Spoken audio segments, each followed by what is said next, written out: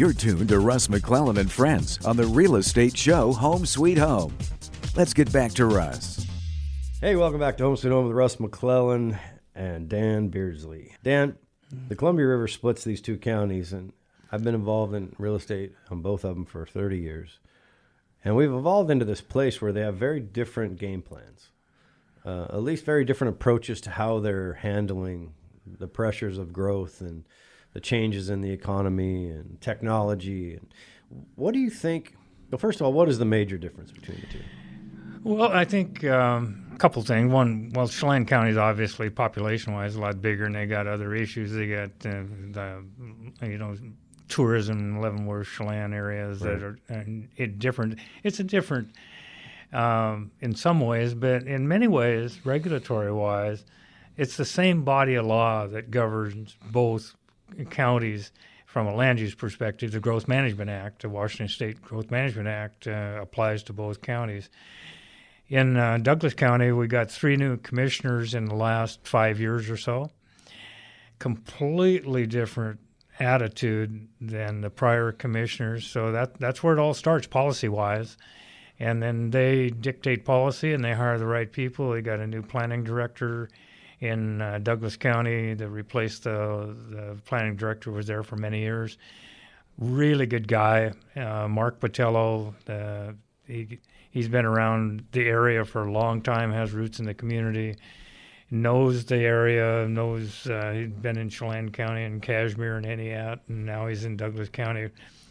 I think that makes a big difference. In Chelan County, we've had, I don't know how many planning directors in the last 15 years, probably 8, I don't know, 9, 10, I don't know how many. Why do you think that is? Well, they part of the reason I mentioned having local connection is none of them, other than one, and he wasn't well suited for the job, but none of them have local connections. They all come from someplace else and set foot here and try to change things and make things the way they think they should be.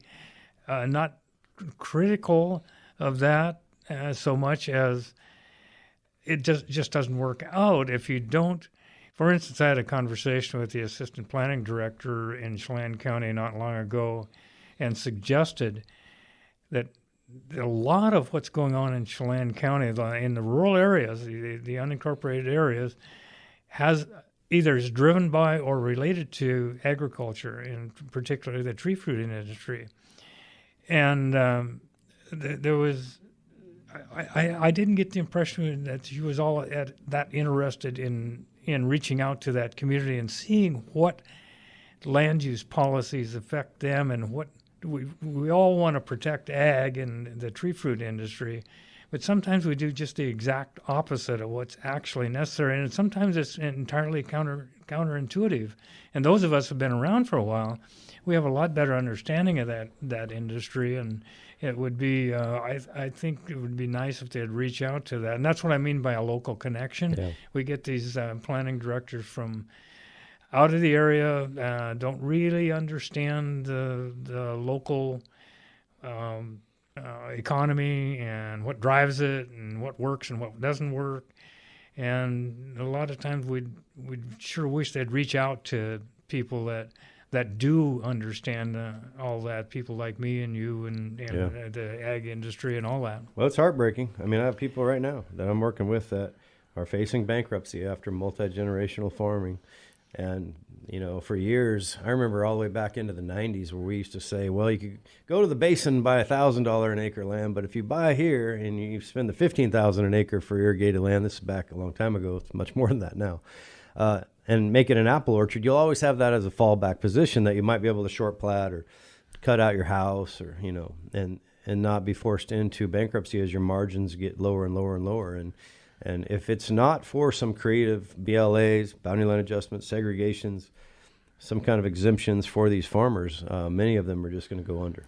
Well, I think that's so true. I've talked to hundreds of tree fruit operation people in the last however many years, and it's really a struggle for a small operation. Even people who have a couple hundred acres pears or apples are really struggling, and if they can't do something else to realize some of the value from their land, they're going to fail. And you can zone it for agriculture all day long. That doesn't mean somebody's going to farm it. No, it's a sad situation, and that's where the regulations compound and the lack of interpretation. And I mean, it's not an easy solution, but boy, oh boy, I mean, name anything in government other than maybe hospice. I mean, the last couple of years, my mom is close to the end, and my dad died in 2020 in hospice. I mean, that's about the only government program that I feel has it figured out, because those guys should probably run the country. At least the people we've worked with are beautiful people, and everybody else, I just don't,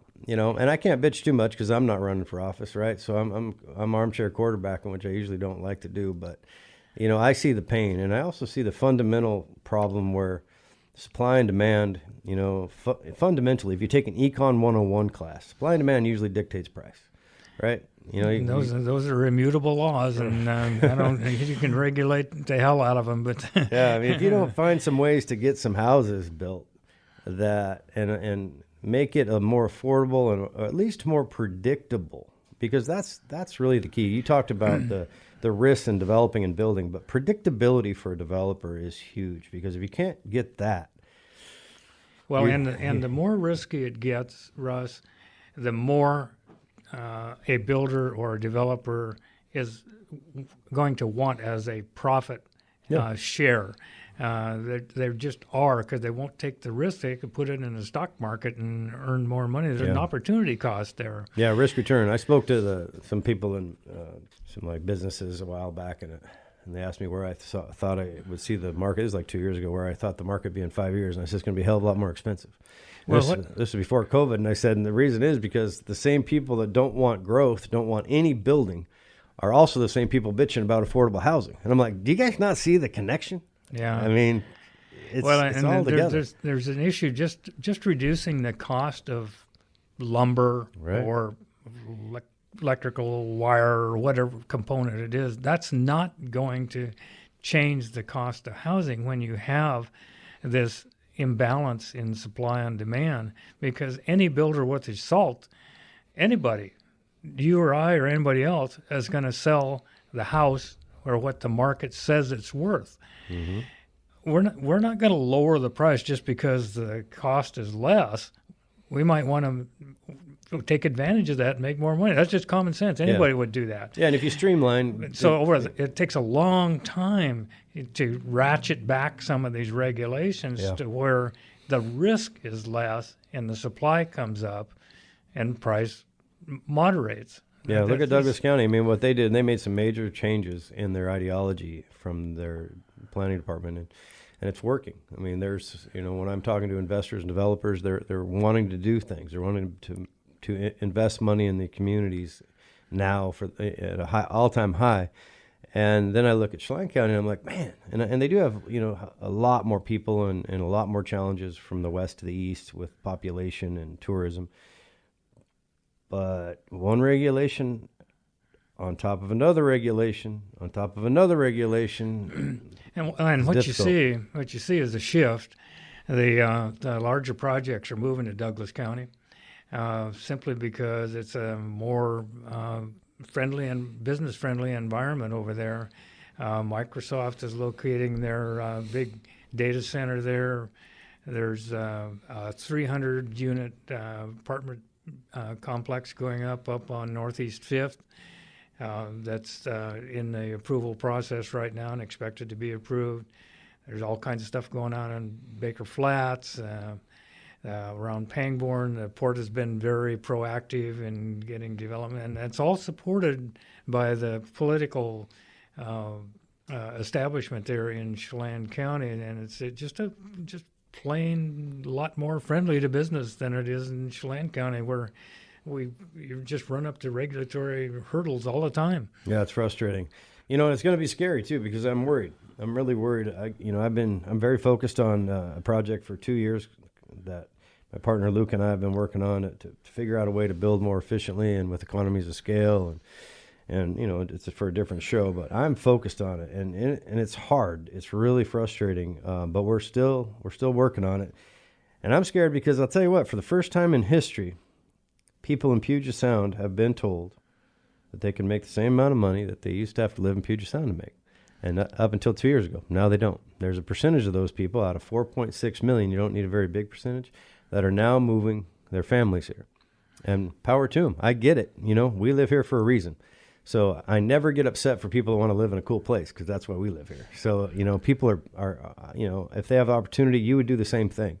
But we better pay attention to that, because we, like markets like Leavenworth and Chelan, have never had that. We've always had retirees, second homes, and investors.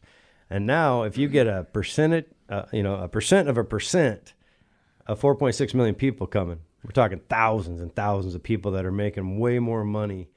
And, you know, I don't know. I think there's got to be some common sense as we apply regulation. And I don't know if one regulation after another is going to fix the problem.